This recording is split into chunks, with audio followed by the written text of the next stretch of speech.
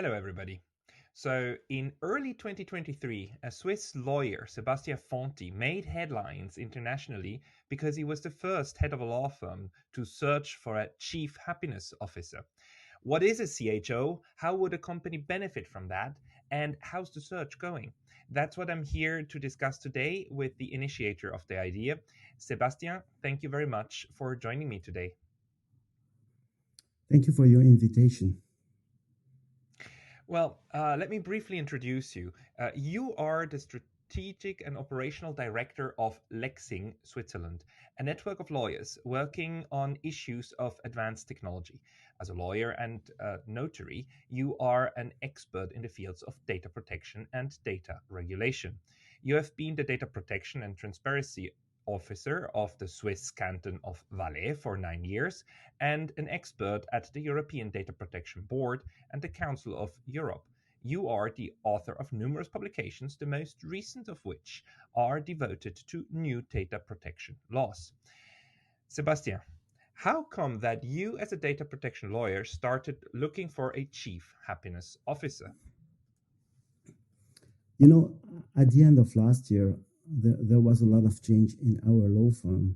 And I decided that because the team was changing, I was no more data privacy and transparency commissioner. I needed to reinvent the law firm and to work differently. So I saw that we can have more energy with someone else who could give more ideas about little things of life, not about law, because we know how to work with the law, but someone who would be different, who has time to listen to what's happening each day, because we always work under pressure. And that was my first idea. And when I was looking for the person, I decided to open it, to play open mind, to look for someone who wouldn't perhaps be in Valais, who wouldn't perhaps have worked in the field of law, and someone different. Because I love different people. I have a lot of people who are seniors in my law firm because I'm confident in the ability to stay calm when there is a lot of pressure. And that was my idea, to open our minds with someone else. So, and why the title of happiness officer? I mean, the happiness pertains directly to the well-being of people, right? So that's kind of different from looking for the well-being for the company. Yes, we only work with problems, because the people, they won't come to us. Perhaps they will marry, but that's not the most common case we have. We have people under pressure. We have people who are angry, who have to face a lot of problems, different problems that affect their life. And so if you're not well in your head, you will perhaps take the problems on your shoulders. And so it will be difficult to cut between personal life and professional life when you leave the desk, because we are in a small city. When I'm leaving my desk, my office, I'm just arriving 2 minutes later at home.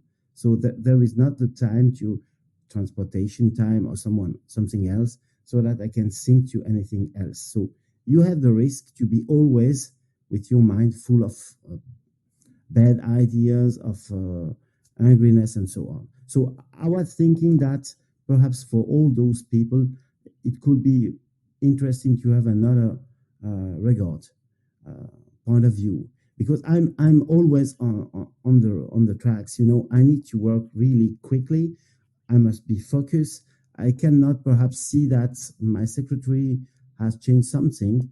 She has another life. She's smiling more. Perhaps she has met someone. I have perhaps not the focus on it, and she will perhaps be sad, because she will think that I cannot see the changes in her life. The person who has to do this job has to be perhaps open-minded and has time to do the things properly, humanly, and I think it could be a plus for everyone. So you're looking for a caretaker of people, not necessarily a caretaker of just a job. Absolutely. We have taken two people, because at the beginning I had some. We have received a lot of people and of perhaps ideas of gifts too, because some people have sent us gifts to show how they can work. We have received boxes. We opened the boxes each morning, and there was a surprise. Someone has made perhaps jokes. Another one has sent us flowers because happiness is flowers. And so we were very surprised of the interaction of the people with the idea. We received more than 600 uh, candidates. It was just incredible. But in fact, we decided that we need to share this happiness. So we have someone who is making us comics.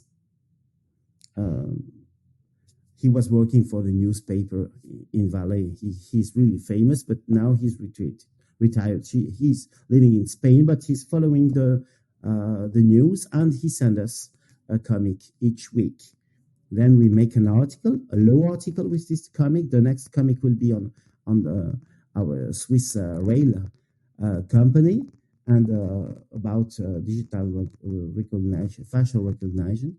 And so he will make a comic, I make an article, and we share it. We have a lot of people coming on our website. It's much more better than buying Google Ads, It was another idea. I met work someone who is retired, and I have a lot of people following all his ideas and my articles. And for the people who are working in our office, we have another person who will work on this happiness in the company. Oh wow! So you managed not only to attract a lot of attention because you were covered actually in the newspapers in Switzerland, in German, in French, and also in international newspapers, and that really translated into a lot of interest for this position. Yes, we had people coming from all different horizons. We have people who are stars, who have written us, telling to a guy who is in Sion Valley, 400,000 people, I'm ready to come and to help you. That was for me a big surprise, because when you have been the chief happiness officer of New York Times, why would you go to the valley and to Sion? Perhaps if you like mountains, but or if you like to ski. But in fact, yes, that was really attractive for a lot of people, without knowing how much time it will take, how much money you will earn. Because as you have heard, a lot of people are presenting such jobs, but in fact, they don't pay for it. I'm not ready to do it like this, because this is a job. I'm waiting for results. I'm not. It's not only the way you think to be the clown. You cannot be the bouffon, like we say in French, and make some jokes. It doesn't work like this. It's a job. You need to do it professionally, because the people have to be better when you're here in the company. So that was perhaps at the beginning, some people haven't understood it. They thought, okay, I'm coming to Lexing, I'm doing my job, I'm not paid, and I can do what I want. No, it's not like this. In fact, there is a purpose. The people, we want them to be better at job, but personally better, so that they are not sick, they're well, they are not tired. They must be working professionally and in another way, so that they can be more efficient. But normally efficient, we don't push pressure on their shoulders. We just give them another way to see life. I give you some examples. We have now flowers each week according to the seasons and so on. And when we receive these flowers are shared between employees and customers, so that they can see it. Now we are thinking about the coffee, okay? Because this is a little thing, but it's important, or the tea, which coffee, We think about the tea. I love Daman, but I'm not alone. Some people prefer perhaps Sirocco, and we think about this. And should they choose the tea they want or not? How many different teas should we have? And so on. And they take part of each decision, that are perhaps small decisions at the beginning, but in the end, if they have the tea they love when they work, they will be happy. So, but how are you going to evaluate the performance of your chief happiness officer? What's the in a year from now? What's going to be the criteria that you're looking for? I don't like people to go. So that's the first vision of the job. I prefer to have someone who isn't perhaps at the top when this person is coming, but I can see evolution. I can see that this person is going to do the job better. And so that means this person has to be confident about her abilities, her skills to do this job. And that can be done with perhaps a better ambience at the work, some people helping. Naturally, you're not telling, oh, that's not my job. You need to do it, but I won't help because I have a lot of things to do. You will perhaps help without having been asked to do it. It's another way of working together, and that depends of the seasons. So you need to share experiences together to build a team, to have not only knowledge, but this is the way you are, not the way you do. And if you had to give some recommendations for other law offices or companies in general who want to implement a similar strategy to care for the happiness of their employees, what would be your recommendation? How to do it? How to go about it?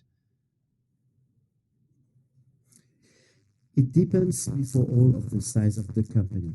If you're 4 or 5 or 6, it will be a little bit difficult, because you don't have the size you need to be more than 10, I think, before. Then you don't need to take it like a joke. It's serious. You need to give purposes. You need to ask the person you are engaging to make some results.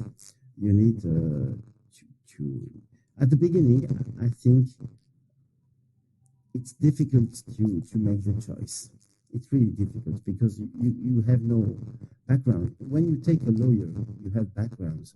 You know that if he has studied in Fribourg, perhaps he will be good in contracts. If he has gone to other law firms, and you know these law firms, you know what they expect of a lawyer, and so if he has stayed there, the criteria are known in your job. But when you do this step, it's you don't know where you're going. So you need to ask for results, but you need to be patient because these results are not perhaps always immediately visible. So if you're not patient, don't do it. If you think that it can be perhaps useful for everyone, just take the risk. After 1 year, you will see. You will see. I think it's not after 1 year that you will see it. You will see if the person you choose will be part of the team really quickly. Well, Sebastien, finally, after finding somebody to fill that position, will you be changing the way that you're working at your office, or are things going to stay the same overall? No, things are changing now. I think things are changing because I was a boss. I was always telling that if I need to say the things, it's too late. I don't like to control what people are doing. Okay, there is a difference between no control and no purpose. And I was making some mistakes as a CEO because I wasn't properly giving my instructions. So I think now the people, they have to know what we expect from them, what we are ready to give them, not only as money, but as affection, as perhaps permanent formation, education, and so on. So I need to be more calm, more precise. I need to focus on what's important and not to lose time about small things. And for this, I need to be in one environment that is more perhaps them, So I need to work on myself before all, so that the people can be confident on the changes I'm asking. If I don't do it, if they don't see that I'm changing, they cannot change anymore. So I'm sure that it will be a permanent collective effort. That sounds quite inspiring. You must have been reading a lot about good leadership. Sebastien, thank you very much for giving us your time and sharing your thoughts about how to improve happiness. And I'm looking forward to talking to you again in the future. Thank you very much, Pascal. Have a nice day.